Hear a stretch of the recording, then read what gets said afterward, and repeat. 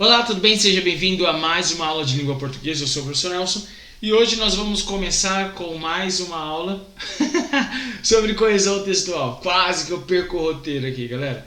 Coesão textual. Primeiro, o que é coesão textual? Coesão textual são mecanismos, na verdade, nós temos ali mecanismos que vão permitir a conexão lógica do texto com o sentido dela. E essa ligação é feita de forma harmoniosa e através da ligação das ideias. Então as ideias têm harmonia e essa harmonia é feita pela ligação dessas ideias com elementos conectivos. A gente chama de amarração, beleza?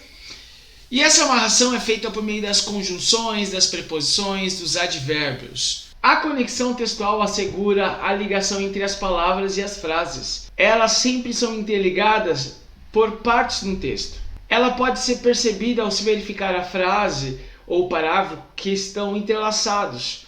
Então a gente consegue ver aí uma sequência lógica por meio dessas transições de ideias, como é o caso, por exemplo, de uma conjunção conclusiva, em que eu tenho uma ideia no começo e eu vou utilizar uma conjunção conclusiva para finalizar essa ideia na segunda oração. A coesão é essencial porque ela garante um texto harmonioso, um texto que transmita uma ideia clara, um texto que faça sentido para o leitor.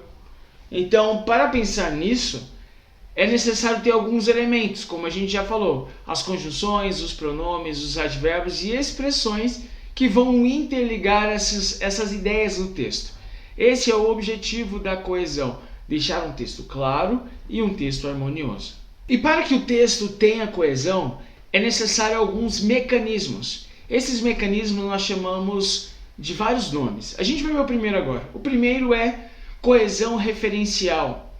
O que é coesão referencial? Consiste em menções de elementos já citados ou elementos que irão aparecer no texto. Então a gente utiliza referências. E essas referências podem ser chamadas de anáforas ou também de catáforas. Nós vamos ver cada uma delas agora. O que é anáfora e catáfora?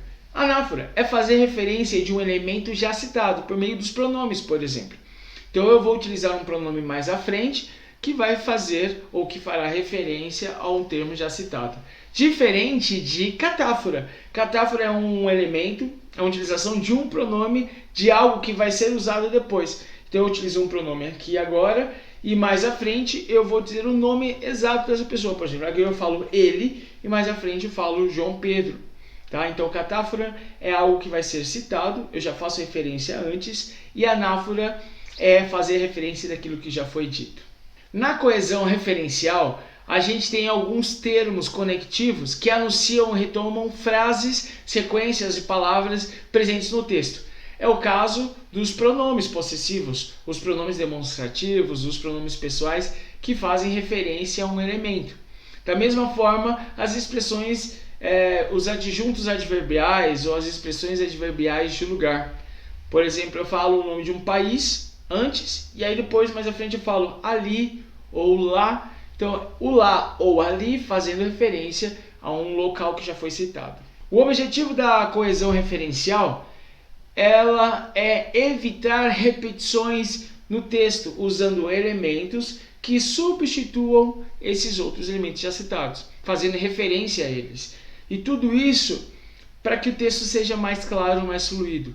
E a coesão referencial é um dos elementos mais usados nos textos hoje. Então, só para deixar claro, coesão referencial, a coesão evita a repetição, utilizando termos que fazem referência a esses que já foram citados ou aqueles que serão citados, como é o caso da catáfora. Por exemplo, aqui, ó, Paulo e José são excelentes advogados. Eles quem? Paulo e José. Se formaram na UFAC. Tudo bem? O que é coesão referencial? Beleza? Coesão lexical. Coesão lexical acontece quando um termo é substituído por outro no texto que tem o mesmo sentido. É o caso de sinônimos, pronomes, que tem o mesmo, lexical quer dizer palavras, tá? Que ocorre a mesma ideia, tá? Substituir termos que tenham o mesmo sentido. É o caso dos hiponômios, por exemplo. Os hiponômios, eu posso substituir flor por rosas, por palavras afins. Então, a coesão lexical é a substituição de um termo por outro que tem a mesma ideia. Sinônimos, por exemplo. Tá? Aluno por estudante, por discente. Tudo bem? O que é coesão lexical. Então, só para deixar claro, a coesão lexical utiliza expressões ou palavras que tenham o mesmo significado, o mesmo sentido daqueles elementos que já foram citados. É o caso aqui, Machado de Assis é considerado o maior escritor brasileiro. Para evitar utilizar Machado de Assis, eu utilizei aqui um outro elemento, outra palavra que tem o mesmo sentido. Gênio, maior de nossas letras, foi um dos fundadores da Academia Brasileira de Letras. Então esse gênio aqui, estou falando de Machado de Assis. Eu substituí Machado de Assis por outra que tem o mesmo significado, a mesma ideia. Coesão por elipse acontece quando eu vou esconder, omitir, ocultar uma palavra sem que o entendimento do texto seja comprometido. A coesão por elipse, ela acontece por meio da omissão de termos. Tá? Então essa omissão acontece geralmente substituindo essas palavras por uma vírgula, que pode ser usada no lugar de um verbo, de um pronome, de um nome, até mesmo de uma frase inteira. Então é possível trabalhar a estrutura do texto, um texto organizado, trabalhando com a elipse, com a omissão de termos. E a vírgula vai substituir todos esses termos que a gente acabou de dizer. Então, nesse tipo de coesão, um elemento do texto é retirado e evita repetição. Por exemplo, aqui, vamos à praia no domingo? Você nos acompanha? Existe um termo que não foi citado, mas o interlocutor sabe, entende que aquele termo está ali, sem comprometer no sentido. Vamos à praia no domingo? Eu não precisava dizer assim, você nos acompanha à praia no domingo? Então eu só disse, você nos acompanha? Então eu trabalhei com a omissão ou ocultação do termo e continua um texto organizado e o texto com o mesmo sentido. A coesão por substituição. Esse tipo de coesão consiste na substituição de uma palavra por outra ou por uma locução adverbial. Assim como outros tipos de coesão que a gente utiliza para evitar repetição, retomar algo que já foi citado, a coesão por substituição, ela emprega palavras e expressões que retomam os termos por meio de anáfora. Lembra que anáfora é algo que já foi citado, então a substituição acontece depois. Então quando eu citei algo e mais à frente vou citar de novo, eu posso substituir essa palavra por alguns elementos. Por isso que é a coesão por substituição. Coesão por substituição, então, só para deixar claro, acontece à medida em que os substantivos, os verbos, os períodos ou trechos do texto são substituídos por conectivos ou expressões que resumem e fazem remissão, ou seja, retomam aquilo que já foi dito. É o caso aqui, Pedro comprou um carro novo e José também. O também está fazendo uma retomada daquilo que já foi dito. O que o José também fez? Ele comprou um carro novo. Tudo bem? O que é coesão por substituição? A coesão sequencial, o que é? Ela faz uso das conjunções, conectivos e expressões que dão sequência ao assunto, estabelecendo então uma ideia de continuidade daquilo que já foi dito. E ela é dividida em sequências. Nós temos a coesão sequencial, que trabalha com as conjunções aditivas, adversativas, causal, a conjunção de finalidade, condicional e a conclusão. Nós vamos ver cada uma delas agora. As conjunções aditivas, elas trazem a ideia de soma, de adição de uma ideia que já foi dita. É o caso aqui, ela não só dirigiu a pesquisa, apresentei uma ideia, como também escreveu o relatório.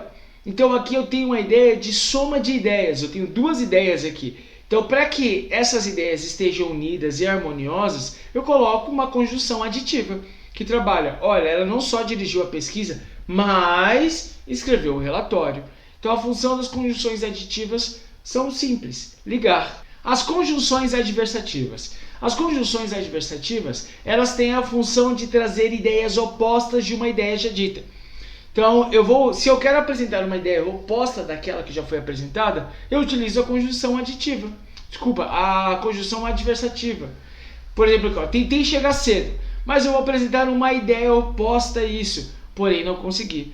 Então as conjunções adversativas trazem a ideia de oposição, contraste, o contrário que já foi dito. A conjunção causal, ela tem a ideia ou traz a ideia de explicação, tá? Ela indica a causa, o porquê, o motivo. Então eu utilizo a conjunção causal para explicar uma ideia já apresentada, tá? Trabalha a forma de explicação. A casa incendiou. Por que a casa incendiou? Qual é o motivo? Eu explico. Porque esqueceram um gás ligado. Então as conjunções causais, elas trazem a ideia de explicação de algo que já foi dito. As conjunções de finalidade, elas trazem a ideia de objetivo, diferente das causais, que explicam o motivo. As de finalidade trazem o objetivo. Por exemplo aqui, ó, toque o sinal. Qual é o objetivo de tocar o sinal? Para que todos entrem no salão. Essa é a diferença da causal. A causal explica, a finalidade traz o objetivo. Tá? Qual é o objetivo? Simples. As conjunções condicionais. As conjunções condicionais, elas trazem a ideia de condição mesmo, por isso que são condicionais. Através de uma condição, da primeira oração para a segunda, eu tenho uma conjunção causal. Por exemplo aqui, tudo o que quiser. Aí eu vou apresentar uma condição. Então a segunda oração vai vai trazer uma condição para que a primeira aconteça. Então tudo quiser, desde que estude e passe de ano. Então as conjunções condicionais trazem a ideia de condição da primeira para a segunda oração. As conjunções conclusivas trazem a ideia de finalização e conclusão da ideia. Simples, eu vou finalizar a ideia. Principalmente da segunda para a primeira. Então a primeira vai finalizar, concluir a ideia principal da primeira oração. Marta estava bem preparada para o teste. Conclua a ideia, portanto não ficou nervosa, tá? Ou então não ficou nervosa, por isso não ficou nervosa. Então as conjunções conclusivas trazem a ideia de conclusão, finalizam a ideia, beleza? Então para a gente encerrar essa ideia de coesão textual, a coesão textual utiliza recursos esses que nós já falamos, que contribuem para a harmonia do texto, dos elementos textuais ali apresentados. E alguns deles são ordenar corretamente as palavras ali dentro da oração, utilizar corretamente as flexões nominais, como a flexão de gênero, flexão de número, fazer o uso adequado das flexões verbais, como a flexão de número, pessoa, modo e tempo dos verbos, e também usar corretamente as preposições e as conjunções. Então a conclusão é que a coesão textual, ela vem para deixar o texto organizado e que essa organização traga sentido. Espero que você tenha entendido um pouquinho como funciona a coesão textual. Aqui abaixo nós temos o link em que você pode fazer os exercícios e treinar um pouquinho sobre coesão textual. Quero agradecer a sua participação, obrigado por estar até aqui. Valeu, falou, tchau!